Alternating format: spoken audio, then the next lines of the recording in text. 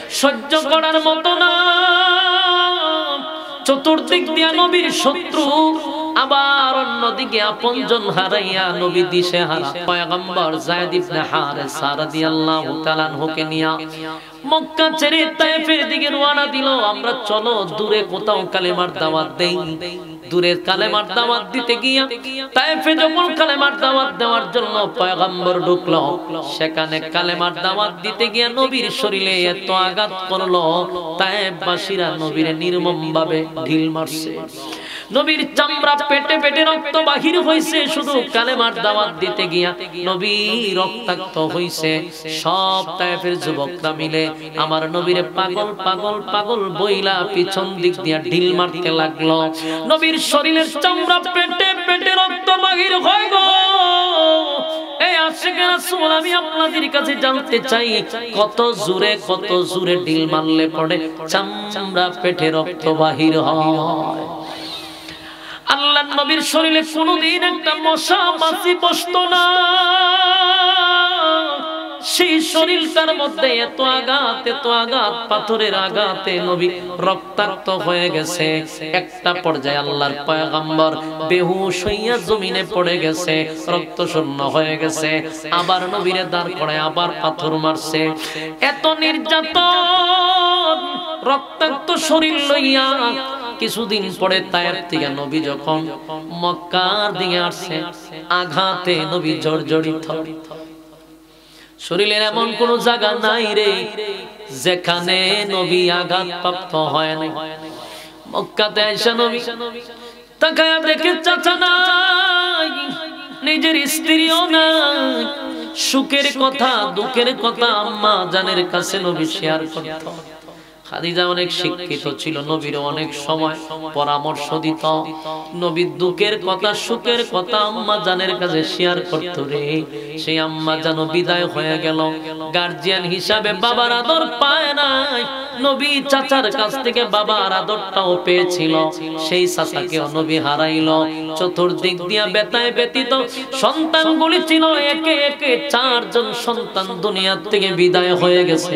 এ আমার যুবক ভাইরা, একজন বাবার কাছে সবচেয়ে বড় কষ্টের বিষয় হলো, সবচেয়ে ভারী হলো সন্তানের লাশ। এর থেকে ভারী, এর থেকে ওজন বাবার জন্য আর কিছু হতে পারে না। একবার নয়, 4টা সন্তানকে আমার নবী নিজে গোসল করাইলো। নবী গোসল করাইয়া, নিজে কাফন পড়াইয়া, জানাজা পড়াইয়া নবী নিজেই কবরে রাখলো, মাটি দিল। নিজের সন্তানরে নিজে গোসল করাইয়া খাটিয়াতে করে আবার কবরে রাখা কোনো বাবার পক্ষে সম্ভব না। বাবা সহ্য করতে পারে না, কিন্তু নবীর একজন নয় 4 জন সন্তান এইভাবেই নবীর কবরে করলেন, মাটি দিলেন। নবীর মনটা বড় কষ্টে আছে, ক্লান্ত শরীর নিয়ে নবীর শরীরেও জখম আঘাতের চিহ্ন। চতুর্দিক দিয়ে নবী ব্যথায় ব্যথিত। অন্যদিকে মক্কা নগরীতে নবীরে মারার জন্য ষড়যন্ত্র চলতেছে। তো কাছে কাছে গিয়ে খানাহানি চাচা দুনিয়ার থেকে তো বিদায় হয়ে যায়, একটা বার শুধু আমার কানে কানে কালেমাটা শোনায় দেয়। আমি নবী ওয়াদা দিতেছি, আপনারে সারা জান্নাত আমি যাব না। রাসূলের বারবার চাচারে বলতে, চাচা একটু কালেমাটা পড়ে। তা আবু তালেব চতুর্দিকে চায়। আল্লাহ রাসূল বুঝতে পারছে, মনে হয় আমার চাচা ওই যে শয়তানি বইয়ে রইছে, এটির কারণে চাচা কালেমা পড়তেছে। তা আল্লাহ রাসূল বলেন, চাচা আমি পড়ি, আপনি শুধু ঠোঁট লড়াবেন, এরই যথেষ্ট। এর পরও উনি পড়তে রাজি না। শেষে রাসূল বলল, আমি কানটা আপনার ঠোঁটের মধ্যে লাগাই রাখছি, আমি শুনলেই চলবে, আল্লাহর কাছে বাকি যা বলার আমি বলবো। এরপর আবু তালেব রাজি না। রাসূল কান্না শুরু করছে, চাচা কালেমা পড়ে না। এমনি আয়াত নাযিল হইছে, ইন্নাকা লা তাহদি মান আহবাবতা ওয়ালাকিন্নাল্লাহা লা ইয়াহদি মান ইয়াশা ওয়া হুয়া আ'লামু বিল মুহতাদিন। আল্লাহ রাব্বুল আলামিন বলেন, পয়গম্বর আমি কিন্তু আপনাকে হেদায়েতের মালিক বানায়া পাঠাই নাই, আপনাকে হেদায়েতের মালিক বানাইয়া আমি আল্লাহ পাঠাই নাই, আপনাকে পাঠাইছি হেদায়েতের রাস্তাটা দেখায়া দেওয়ার জন্য। নবী রাসূলগণ যুগে যুগে পাঠাইছে আমাদেরকে হেদায়েতের রাস্তা দেখায়া দেওয়ার জন্য। নবীরা হেদায়েতের মালিক না।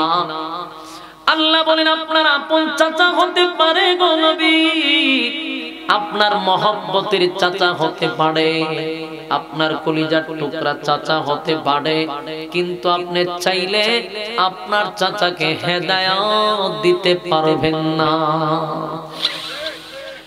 এই সুনামগঞ্জের বায়না কথাগুলি শুনতেছেন, শুধু তাই নয় আমলে নেওয়া দরকার। নবী যদি হেদায়েত না দিতে পারে রে, আমার দেশের কোনো ফিরে দিতে পারবো, কোনো জড়া লেখা দিতে পারবো?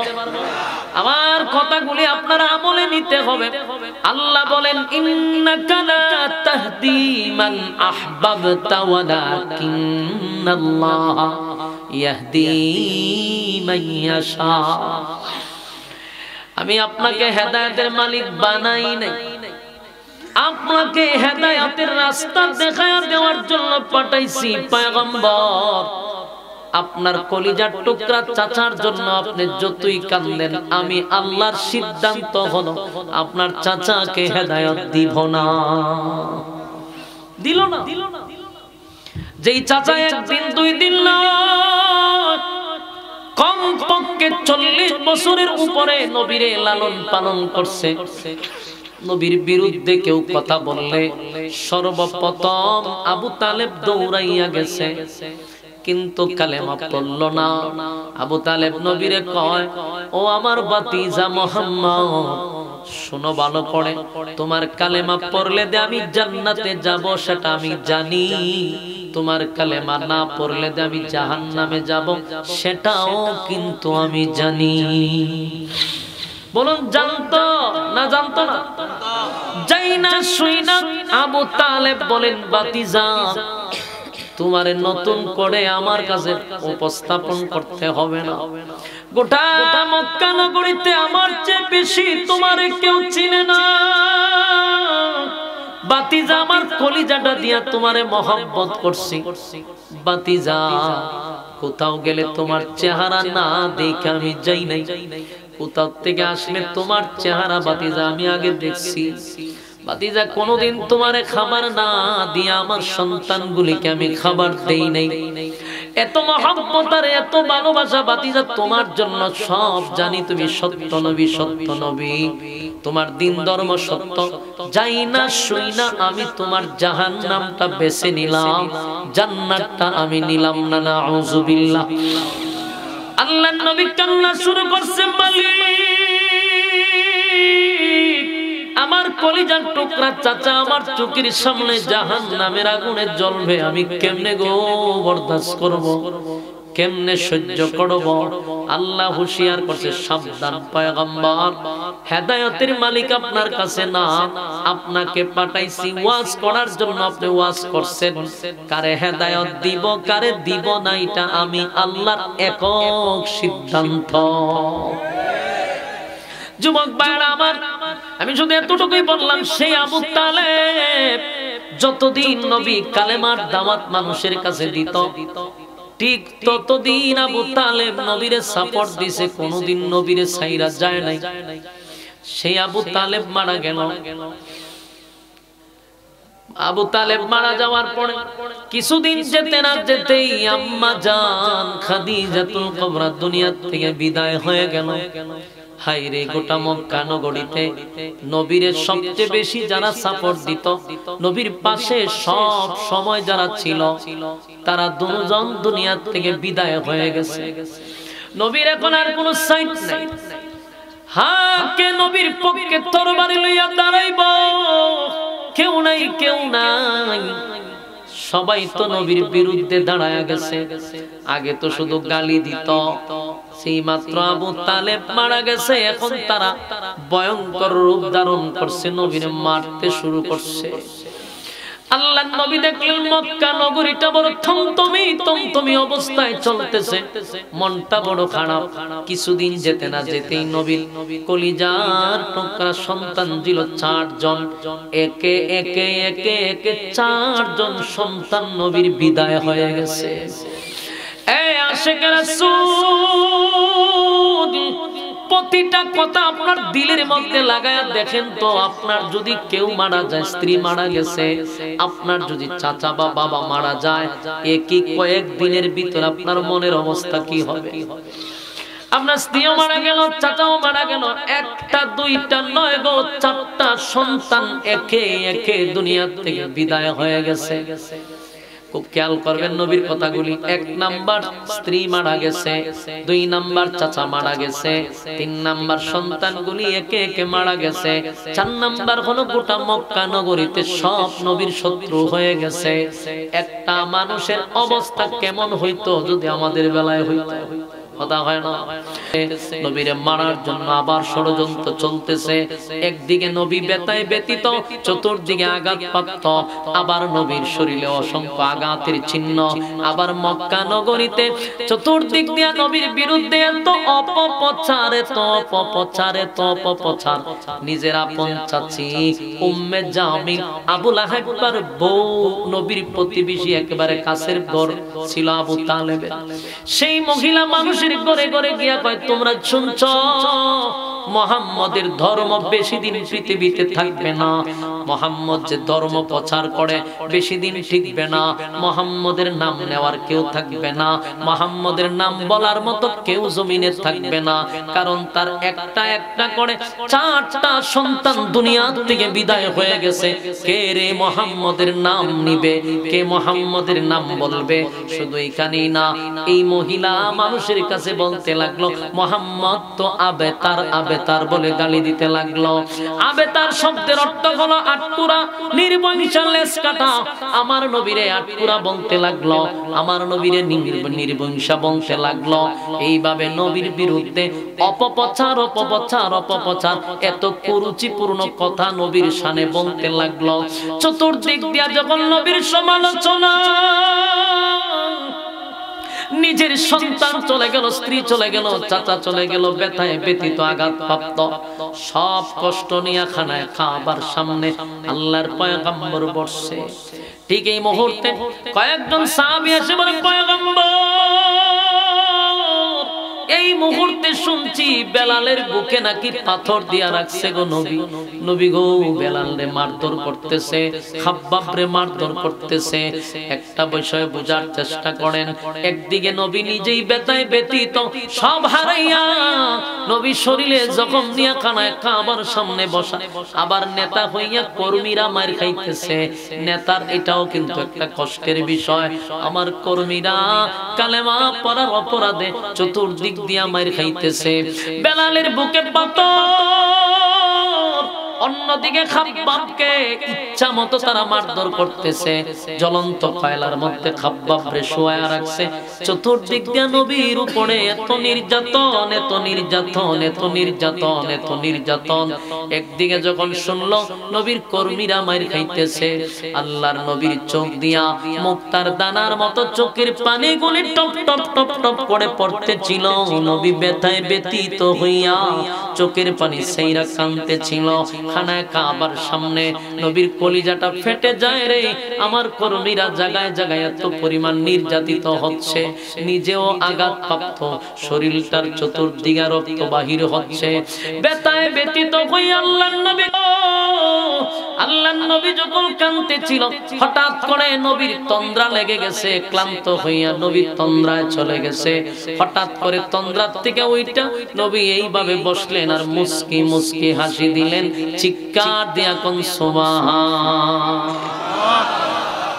এখানে একটা বিষয় হলো, এত কান্নার মধ্যে, এত বেদনার মধ্যে, এত কষ্টের মধ্যে নবী কেন রে মুস্কি হাসি দিল? সাহাবীরা নবীর কাছেই ছিল, ডাক দিয়া বলে, আল্লাহর পয়গম্বর, চোখ দিয়া মুক্তার দানার মতো পানি পড়ে গো নবী কাঁদতেছে, কষ্ট পাইতেছেন, চতুর্দিক দিয়ে আপনি ব্যথায় ব্যথিত। কেন গো আপনি কাঁদেন, কেন গো আপনি কাঁদেন? নবী মুস্কি মুস্কি হাসি দিলেন। কেন কান্নার মাঝখানে কেন হাসি দিলেন? আল্লাহর নবী বলেন, সাহাবীরা শুন, আমার কান্নার কারণটা বিশাল, কিন্তু আমার আনন্দের বিষয়টাও আরো বিশাল।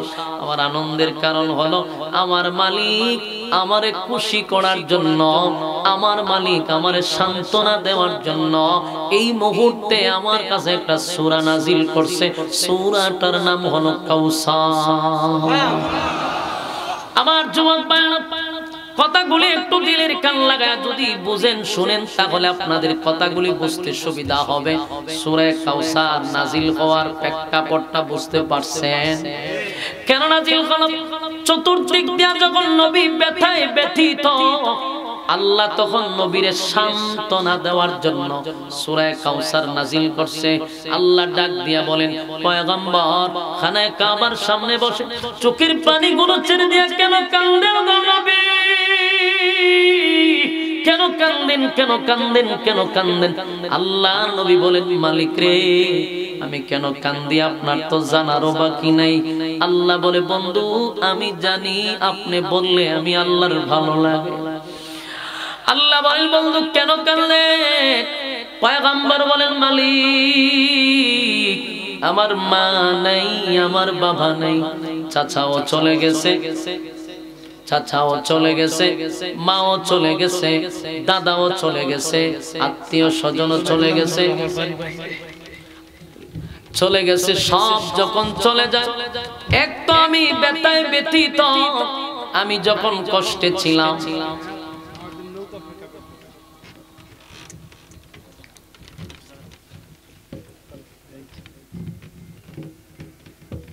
আল্লাহর রাস্তায় আর কেউ কথা বলে না, ঠিক আছে? কথা হই আর পর দরকার নাই, মনোযোগ দিয়ে ওয়াজ শুনেন। মাঝখান দিয়ে কথা হইলে কিন্তু মনোযোগটা আমারও নষ্ট হয়। মেহেরবানি করে কথা, উনি ব্যস্ত মানুষ, চলে গেছে, আমরা তো আর ব্যস্ত না, তাহলে এখন একটু মনোযোগ দিয়ে শুনেন। বলুন কত দিক দিয়া নবীর পেরেশান, একটা একটা করে শুনছেন, কথা হয় না?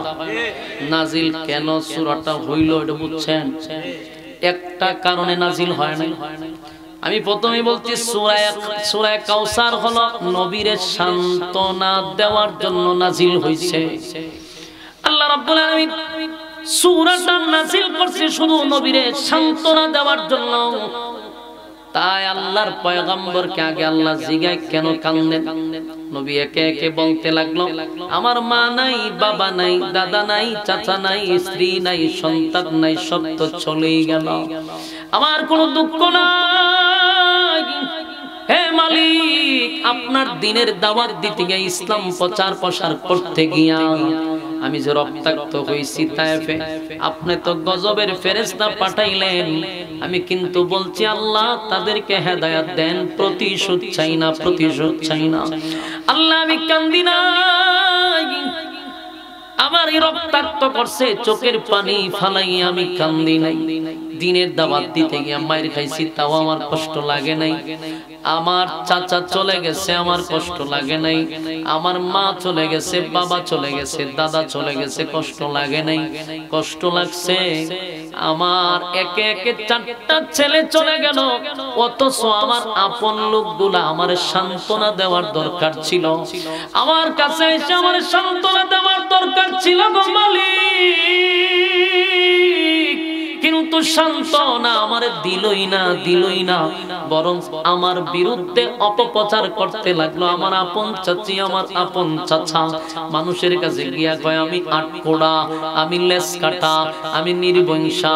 হে মালিক, আমার নিজের লোকগুলা যদি একের পর এক এত মিথ্যাচার করে, বলো না তোমার দিনের দাওয়াত লইয়া মানুষের কাছে আমি কেমনে যাই, কেমনে যাই?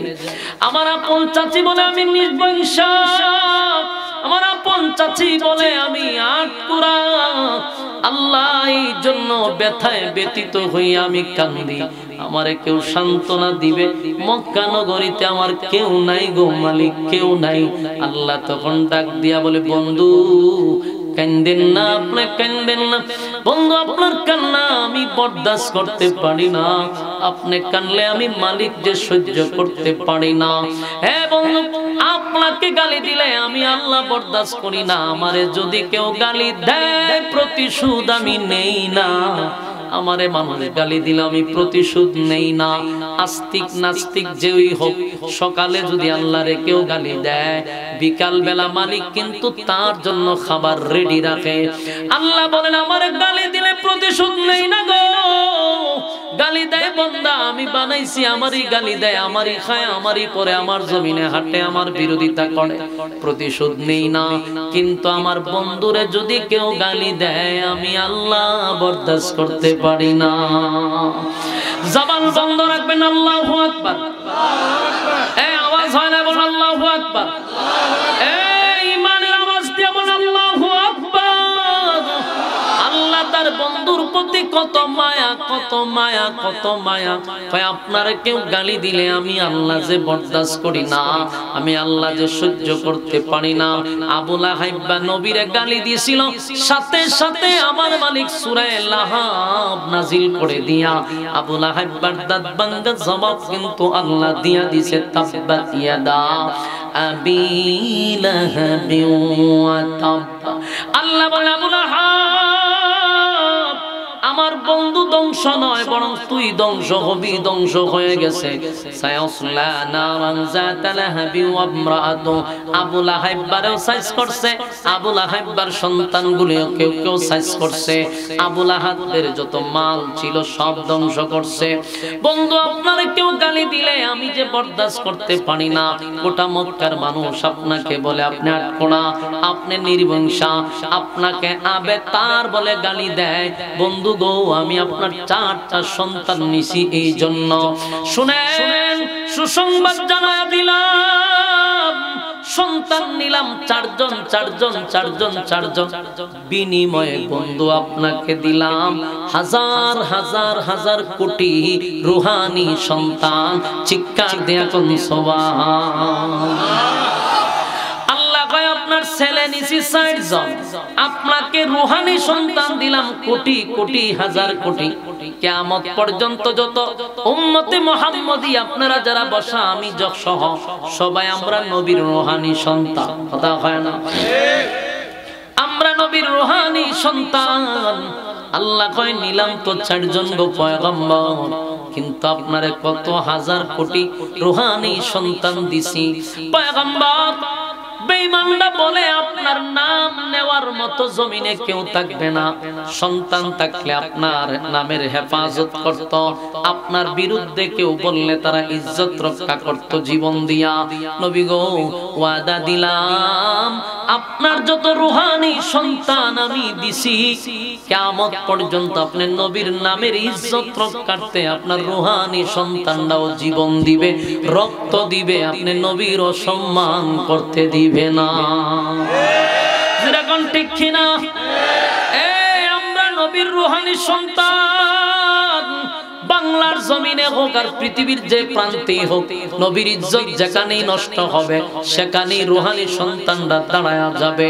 বাংলার জমিনে 16টা বছর আমার নবীর বিরুদ্ধে অনেক ব্লগাররা লেখালেখি করছে, অনেক নাস্তিকরা লেখালেখি করছে।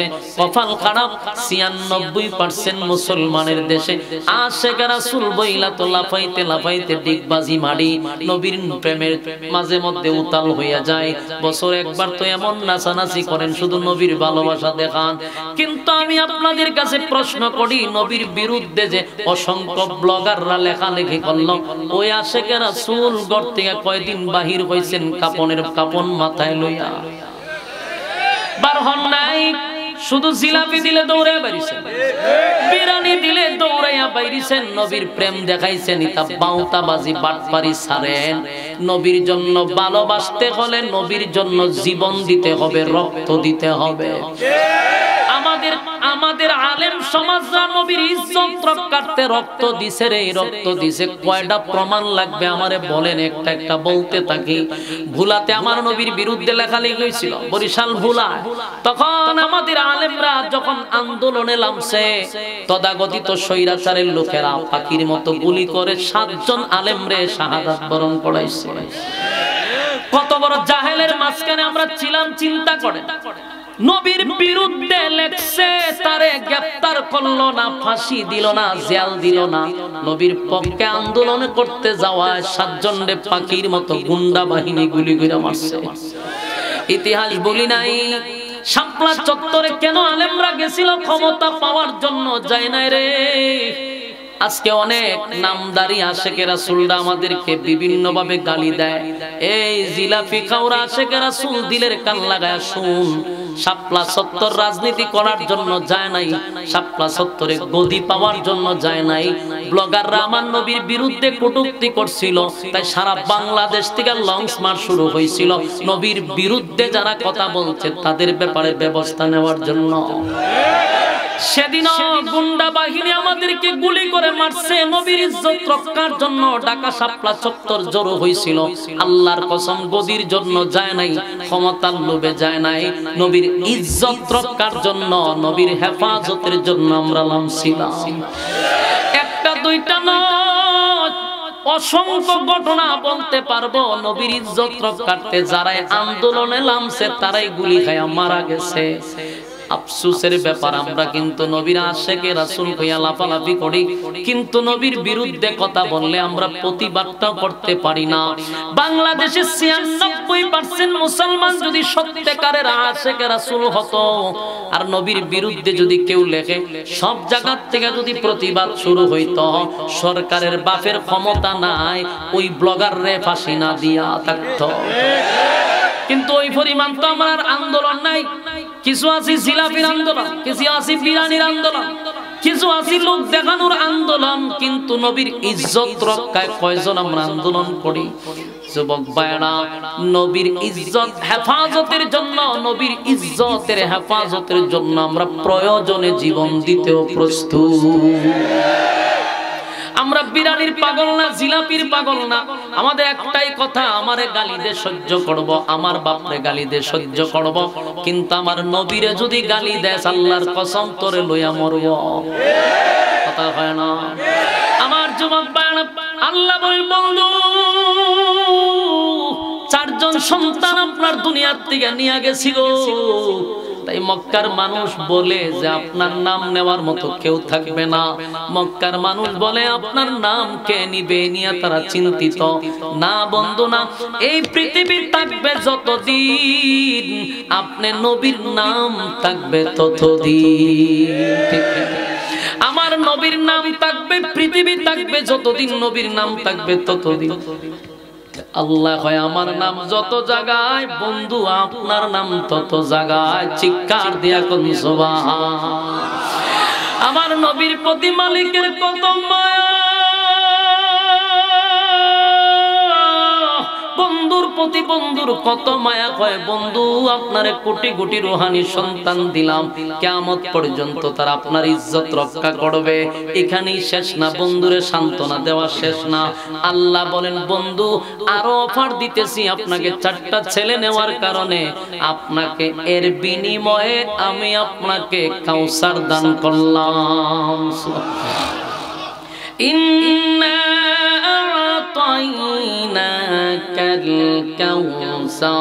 আল্লাহ বলেন আপনাকে আমি নিশ্চয়ই কাউসার দিলাম, দিব এমনটা না, দিয়া দিছি। আপনাকে আমি কাউসার দিলাম। ফাসাল্লি লিরাব্বিকা ওয়ানহার। এই আমার যুবক ভাইরা, আল্লাহ বলেন আপনাকে কাউসার দিলাম গো নবী, বিনিময়ে বিনিময়ে ফাসাল্লি লিরাব্বিকা ওয়ানহার, বিনিময়ে আপনার রবের জন্য আপনি সালাত আদায় করেন আর কুরবানি দেন। প্রশ্ন হলো আল্লাহ কাউসারের পরে সালাতের কথা কেন বললেন, কুরবানির কথা কেন বললেন? মুফাসসিরিনে কেরামরা বুঝাইলো এই হাউজে কাউসারের পানি যদি কেউ পান করতে চায় তাহলে মন দিয়া শোনো, হাউজে কাউসারের পানি কোনো বেনামাজি পান করতে পারবে না। এই বেনামাজি শুন, নবীর হাতের বরকতি পানি যদি পান করতে চাস তাহলে অবশ্যই সালাত আদায় করতে হবে। খালি আশিকে রাসূল হইয়া লাফাইলেই আদায় হবে না। নবী নামাজ পড়ছে, তোমারও নামাজ পড়া দরকার। নবী যেইভাবে নামাজ পড়ছে সেইভাবে পড়ো। আল্লাহ নিজেও বলেন ফাসাল্লি লিরাব্বিকা ওয়ানহার, নবী বিনিময়ে আপনি সালাত আর কুরবানি দেন। তাহলে বোঝা গেল আমরা যদি হাউজে কাউসারের পানি পান করতে চাই বিনিময়ে আমাদের সালাত আদায় করতে হবে। কথা হয় না? এই বলুন, খালি নবীরে ভালোবাসি স্লোগান দিলে চলবে না, নামাজও পড়া দরকার। আমার নবীর জীবনের শেষ কথা ছিল নামাজ। এই আশিকে রাসূল, আশিকে রাসূল, আমি ভালো করে বলতেছি, ভালো করে শুনতে থাকো। নবীর শেষ কথা ছিল নামাজ। আজকে কতগুলি ভণ্ড বলি নামাজ নাই, নবীর আশিকে রাসূল কইয়া খালি লাফায়। এই বেটা লাফাইলে কি জান্নাতে যাইবি না নামাজের মাধ্যমে? কথা হয় না? হাউজে কাউসারের পানি পান করতে হলে নামাজ ছাড়া বিকল্প কোনো রাস্তা নাই, বিকল্প কোনো রাস্তা নাই। আগে তোমাকে মুসল্লি হতে হবে। কথা হয় না? আরো জোরে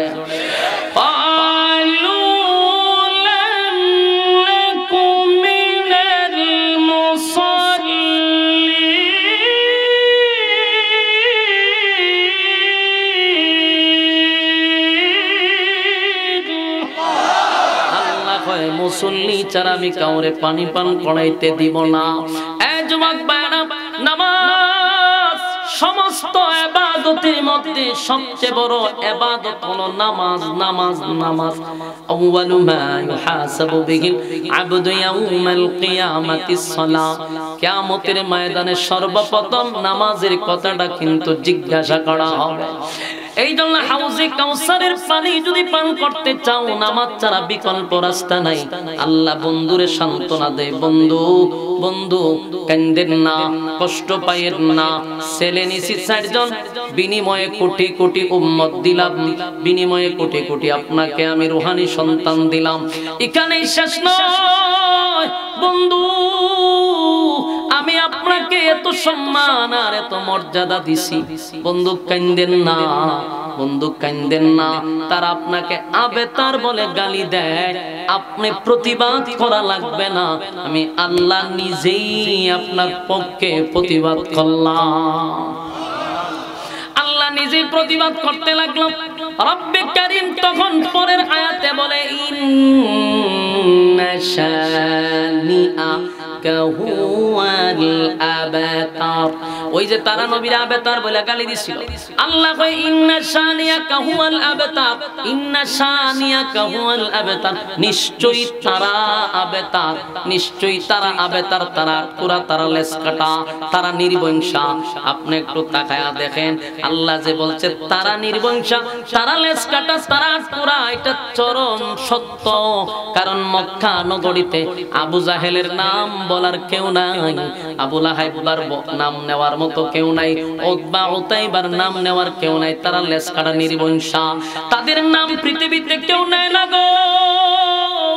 কিন্তু আমার নবী, আমার নবীর নাম সেকেন্ডে সেকেন্ডে সেকেন্ডে সেকেন্ডে কিন্তু নেওয়া হচ্ছে। কথা হয় না? প্রতি সেকেন্ডে নবীর নাম নেওয়া হচ্ছে, মানুষ দুরূদ পড়তেছে নবীর রওজাতে, সেকেন্ডে সেকেন্ডে দুরূদ আবার সালাম আল্লাহ পৌঁছায়া দিচ্ছে। তাই আল্লাহ বলে বন্ধু কান্দেন না, আপনাকে আবেতার বলে গালি দিছে, আমি আল্লাহ আপনার পক্ষে প্রতিবাদ করলাম। ছেলে নিলাম 4 জন, আমি এর বিনিময়ে কোটি কোটি রূহানি সন্তান দিলাম, আর আপনাকে কাউসার গিফট করলাম। গিফট করব এমন না, গিফট করেছি। আল্লাহ বলেন বন্ধু শুধু তাই না, আপনার আমি কি দিলাম সেটাও তো আপনার দেখা দরকার। কথা হয় না? বন্ধু কি দিলাম তাও দেখা দরকার।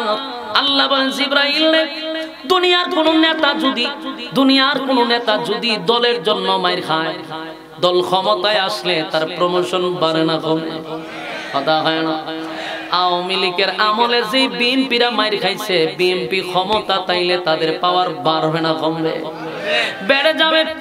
আল্লাহ বলে বন্ধু জিবরাইলকে উদ্দেশ্য করে বলে, জিবরাইল রে, ও জিবরাইল,